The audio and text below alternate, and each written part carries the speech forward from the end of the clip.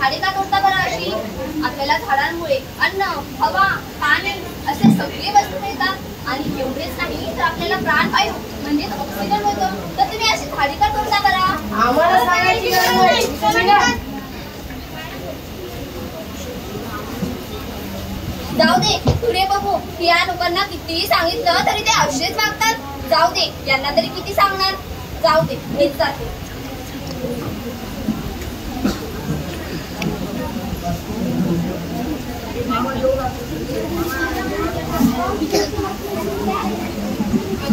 बाई, खूप काम पडलाय. किती आवरायचं आता?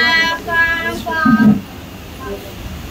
अगं सौम्या, आटोपला का ग काम? अगं बाई, तू रेणुसूत्रे का? होय, मी रेणुसूत्रेच आहे. अगं, तुझी माझी भेट 2 शतकापूर्वी झाली होती, तर आत्ताच बघ. होय ना रेणुसूत्रे? होय, बरोबर आहे. कुणीतरी आलं वाटतं. कोण आपण बाई? मी समीकरणा आणि ही माझी मैत्रीण उत्पादिते. आम्ही आपल्या गावात स्वच्छतेच्या संदर्भात भेट देण्यासाठी आलो आहोत. असं होय?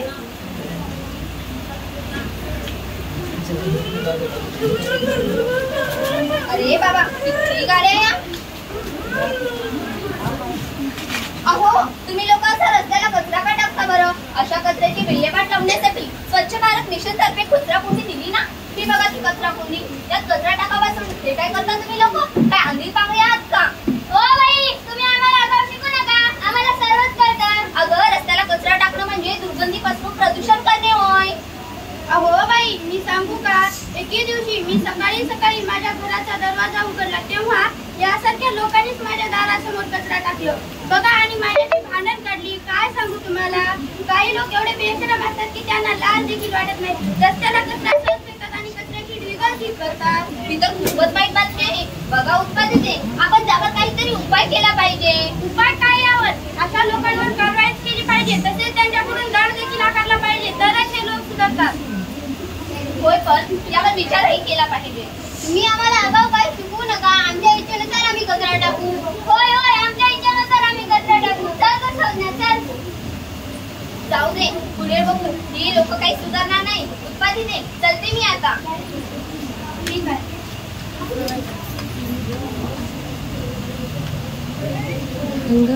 अहो बाई, हे काय नवीनच दिसतं बघा.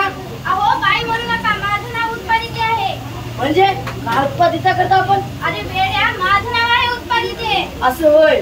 बरं जाऊ दे. हे दिसतात ना, हरित तंत्रज्ञान आहे. त्यात हरितगृह म्हणतात. हरितगृह म्हणजे वनस्पतीचे संरक्षण करण्यासाठी सर्व छत असणारी पारदर्शक किंवा पडद्याची खोली ही मानव निर्मिती आहे. हे तंत्रज्ञान अतिप्रदेशात अत्यंत कमी तापमान असलेल्या अनेक झाडांना किंवा वनस्पतींना सहन न होण्याने त्यांची योग्य अशी वाढ होत नाही किंवा वनस्पती मरतात. म्हणून अशा वनस्पतीचे संरक्षण करण्यात आलेली ही व्यवस्था आहे. मॅडम, हे फक्त वनस्पतीला वापरता येतो का? होय, वनस्पतीच्या वाढीसाठी. पण बाई, कार्बन हरितगृहात वायूचे वातावरणातील प्रमाण संतुलित असेपर्यंत त्यांची पृथ्वीवर जीवनाला मदत होते. पण या वायूच्या प्रमाणात भरमसाठ होण्यासाठी खूपच परिणाम होतात. हे देखील निश्चित. जसे की या वायूचे सूर्यप्रकाशातील अतिरेक परावर्तित होऊन वर जात नाही. यामुळे तापमान वाढ होतो. होय, मी पण काही दिवसांपूर्वी वर्तमानपत्रात बातमी वाचली होती की CO2च्या वाढीमुळे या पृथ्वीवर अनेक बदल होतील म्हणून. तसेच अनेक मोठमोठ्या शहरात वाढणारे औद्योगिकरण, वाढणारी वाहतूक संख्या यातून CO2चे प्रमाण सतत वाढत आहे. मागे पहिले तर 100 वर्षापूर्वी CO2चे प्रमाण 275 CPM होते.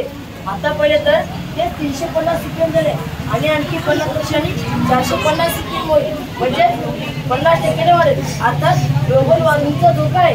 हे टाळले पाहिजे. होय, तू म्हणतोस ना, ते अगदी खरं आहे.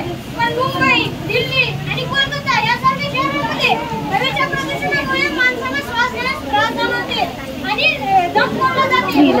आपण आजच शिवायला उचित राहणे उचित आहे. मॅडम, यात आम्हाला काय तर सुचलं आहे. ठीक आहे, बघू. चला.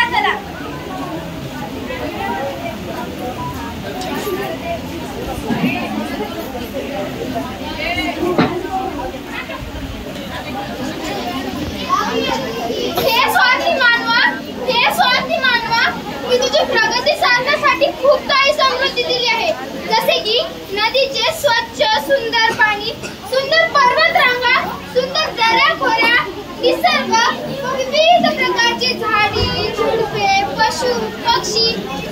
जीवजंतू आणि यांना जगण्यासाठी प्राणवायू, ऑक्सिजन व इतर वायू दिले. परंतु हे मानवा, या प्राकृतिक माझ्या सौंदर्याला तू हानी पोहोचून नष्ट केलास. आज मी पाहते नदी नाले प्रदूषित केले आहेत, जागोजागी कचऱ्याचे ढीग पडले आहेत, जागोजागी खड्डे खोदलेले आहेत व माझा मार्ग वळविलेला आहे. नको त्या प्रकाराने प्रदूषित करून मला नुकसान पोहोचविले आहे. त्यामुळे मी खूप दुःखी झाली आहे. लक्षात ठेव, आता यापुढे मी तुझी गय करणार नाही. हे मानवा, तुझे नायनाट करण्यासाठी मी सरसावत आहे. लक्षात ठेव, आता तुझ्या समोर भूकंप, ज्वालामुखी, सुनामी, वादळ, भूस्खलन आणि दुष्काळ हे सर्व काही मी करेन आणि तुम्हा सर्वांना हे भोगावंच लागेल. क्षमा करा, क्षमा करा, क्षमा करा, माझे क्षमा करा. क्षमा क्षमा कसे करू तुला? तू तर माझा रूप बिघडवलास. तू केलेल्या प्रदूषणामुळे माझा जीव घुटमळतोय. तू केलेल्या प्रदूषणामुळेच हे सर्व काही होईल. तरी माझे एक वेळ आम्हाला संधी द्या. यापुढे अशी चूक होऊ देणार नाही. तुझी संरक्षण करण्याची शपथ घेता. माझे माफ कर, माझे माफ कर.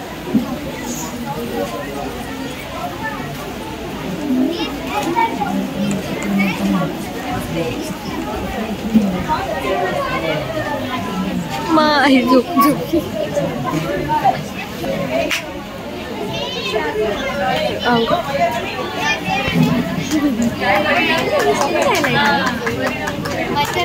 मच्छर मारायला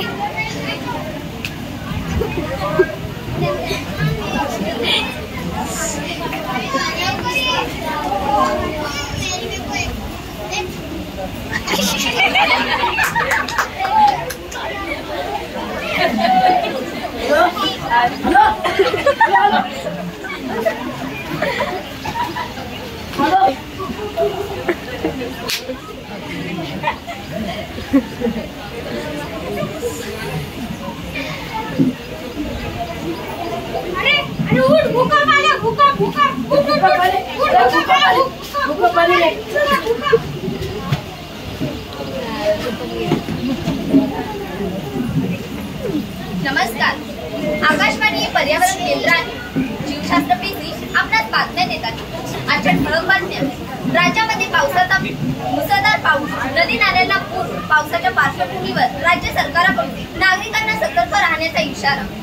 हिंगोली जिल्ह्यांमध्ये 3.6 रिश्टर स्केल भूकंपाची नोंद. आज पहाटे 4 वाजता जिल्ह्यांमध्ये काही भागांत भूकंपाचे तीव्र धक्के बसले असून त्यामुळे नागरिकांमध्ये सध्या भीतीचे वातावरण झाले आहे. आता चिंताजनक बातमी आहे. चंद्रपूरमध्ये देशातील सर्वाधिक तापमानाची नोंद झाली आहे.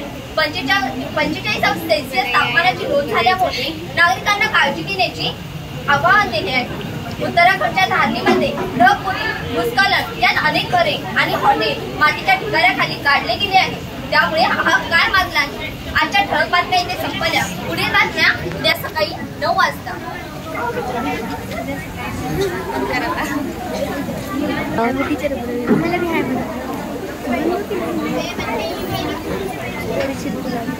बाथरूम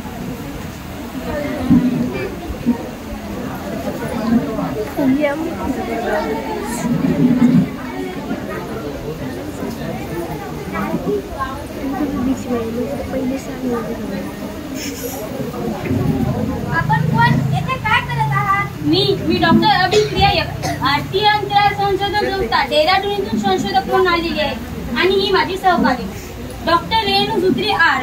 ही भारतीय अवकाश संशोधन संस्था बँगलोर इथून आलेली आहे.